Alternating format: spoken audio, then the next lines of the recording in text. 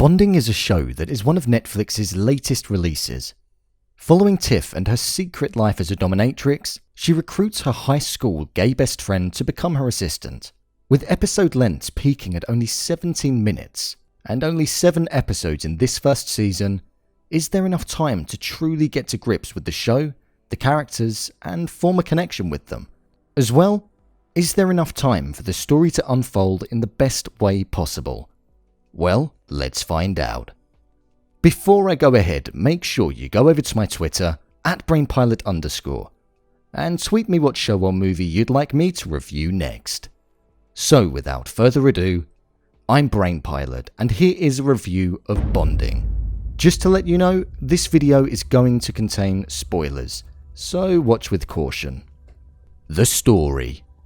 The story is essentially about a student named Tiff who, in her secret life, is a dominatrix. Her former best friend is struggling for money and he ends up becoming her recruit and taking on the role of her assistant. I could kind of buy the fact that this was a thing. They're both young and in New York. As the story unfolds, you realise the deeper meaning of what the story actually is about. It's about her best friend Pete becoming more confident in himself and also becoming a more dominant figure. And it's also about Tiff lightening up a bit and learning to be herself more around other people and not taking life too seriously. There are a few moments in the story that I thought were a little bit stupid, like the majority of the last episode. Most of the last episode didn't really need to happen in my opinion. I feel as though we didn't need to see a flashback to college, we didn't need to see the dangerous side of being a dominatrix, and we didn't need to see Tiff and Pete run off together. Nor did we need to see the couple that appeared earlier on in the season.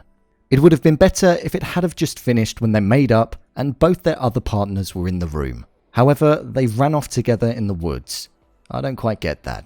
There was some slight foreshadowing in the start, which I quite liked. This revolved around her maid, Rolf. It was about how roleplay is a bad thing to do, as you'll ultimately end up falling in love, despite not meaning to. That's exactly what happened with her maid, and he almost ruined her potential real blossoming relationship with Doug. The weird lecturer who tried to make a move on one of the students, that storyline felt a bit forced and deliberate. I feel as though they did that so they could tie Tiff's troubled past into the present, and make a way for her to be able to be some kind of hero. Overall, I feel as though the story was just okay. There were a fair few funny moments, I'll give the show that. None of them came from the stand-up at the end, might I say. But it did have me laughing a little at some points.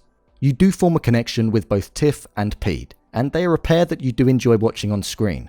I found when they would have deeper conversations, I would switch off a little. But as a whole, it's an enjoyable 2.5-hour watch. I can only see this being maybe a 1-season show or at most 2. It feels like Love or Flate, those sorts of Netflix shows that fly under the radar a little. But it's definitely worth watching for the fairly interesting story and the comedic laughs. The characters. Tiff. So Tiff is the main character that we follow, and overall I think she's easy to watch on screen. What's good about her is that her character goes on a journey of change and self-acceptance, which doesn't feel too forced or deliberate. The delivery by Zoe Levin was extremely good, and I can't really fault her performance. The character's likable, and she translates across the screen well. Pete. Pete is a character that is almost like the underdog one that you're rooting for. He wants to be a stand-up comedian, but he doesn't have the courage to do so. This reflects in his personal life as well, when he doesn't have the courage to phone a guy who was interested in him.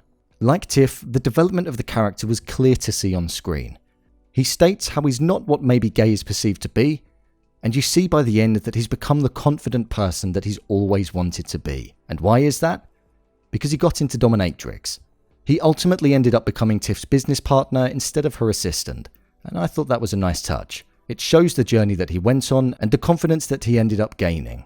There are other characters that could be mentioned like Doug, Frank and Josh, however I don't feel as though we got to see enough of them to warrant their value to the story. Yes, they help develop the characters and enable their stories to move forward slightly, but we didn't follow them or warrant a reason to care enough about them as we did the main two. Final thoughts. Overall, I would say that this show is definitely worth a watch. As I said, it's an easy 2.5-hour show that you can casually watch, and it will provide some elements of comedy laughter and some outright awkward moments like when the married couple are getting tickled on screen. It's rated 18, but it doesn't push the boundaries too far and isn't graphic for the sake of it. As I mentioned, I feel as though the majority of the last episode doesn't need to exist, and they could have ended it sooner. But I would say go and watch it. It's not trying to be something that it's not, and that's what's good about it. It doesn't take itself too seriously. Amongst all of these heavy dramas that are being released, you need something like this to lift the mood. Go and give it a watch and see what you think. What did you think of the first season of this show? Did you enjoy it? Leave a comment down below, and don't forget to subscribe. I'll see you next time.